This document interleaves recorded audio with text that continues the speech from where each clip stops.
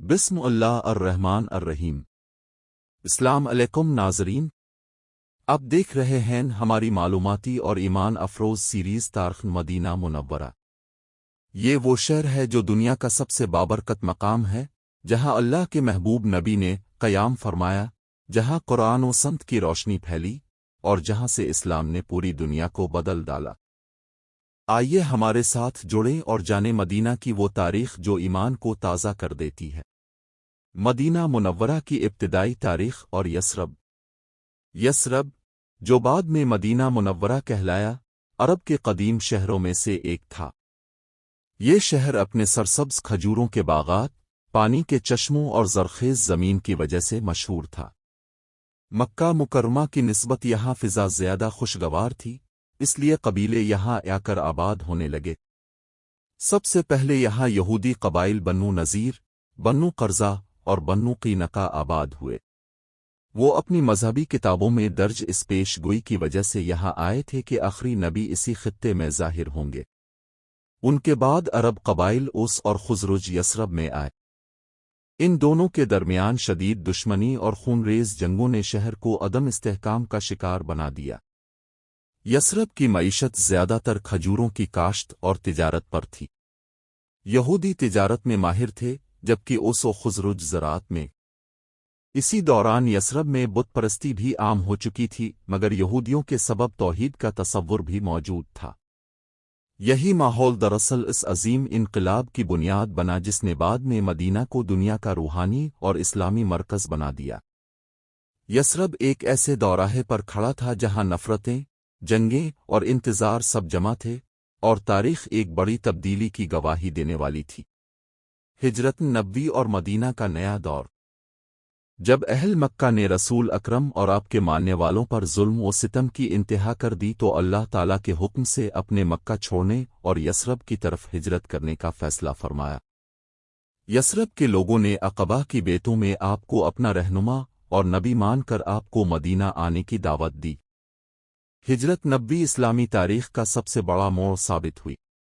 اب جب مدینہ پہنچے تو لوگوں نے خوشی سے آپ کا استقبال کیا، اور یہ شہر مدینہ النبی یعنی نبی کا شہر کہلانے لگا۔ اسی نسبت سے بعد میں یہ مدینہ منورہ کے نام سے مشہور ہوا۔ مدینہ میں اپنے سب سے پہلا کام مسجد نبوی کی تعمیر کیا۔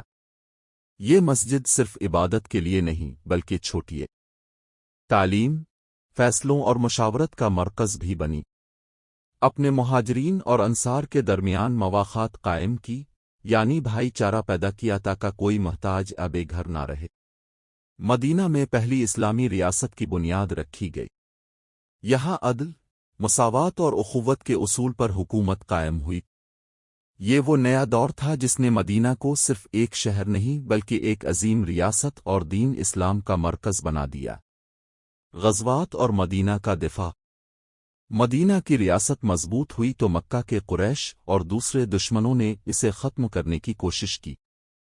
سب سے پہلے غزوہ بدر پیش آیا۔ یہ جنگ مسلمانوں اور قریش کے درمیان ہوئی جس میں اللہ کی مدد سے مسلمان فتح یاب ہوئے۔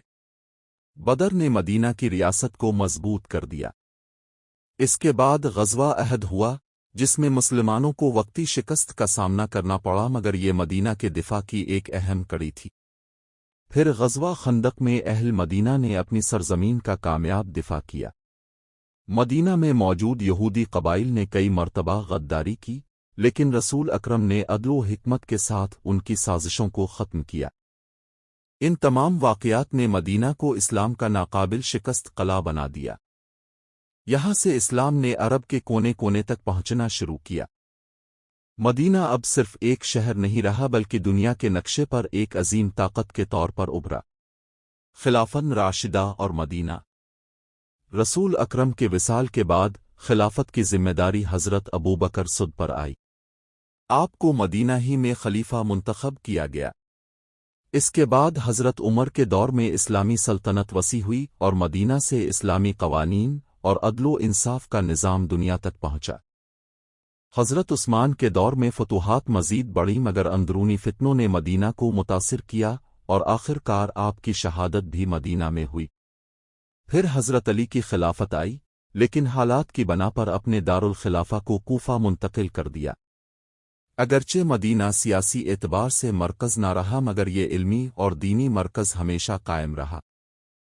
خلفائے راشدین کے دور میں مدینہ کی اہمیت دنیا بھر میں نمایاں رہی اور یہ شہر اسلام کی اصل روح کا گہوارہ بنا رہا۔ مدینہ منورہ علمی اور روحانی مرکز۔ خلافت راشدہ کے بعد بھی مدینہ منورہ علمی اور روحانی مرکز رہا۔ یہاں تابعین اور تب تابعین نے دینی تعلیم حاصل کی۔ بڑے بڑے علماء اور محدثین نے یہیں سے علم کی روشنی پھیلائی۔ امام مالک، جو مدینہ کے سب سے بڑے عالم اور فقیہ تھے، نے اپنی مشہور کتاب موطا یہیں تصنیف کی۔